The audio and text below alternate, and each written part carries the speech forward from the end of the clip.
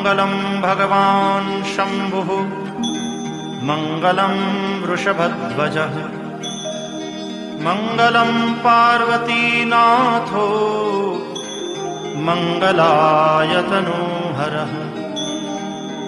सर्वमङ्गलमाङ्गल्ये शिवे सर्वार्थसाधिके शरण्ये त्र्यम्बके गौरी नारायणि नमोऽस्तुते। अथ मन्त्रपुष्पाञ्जलिः।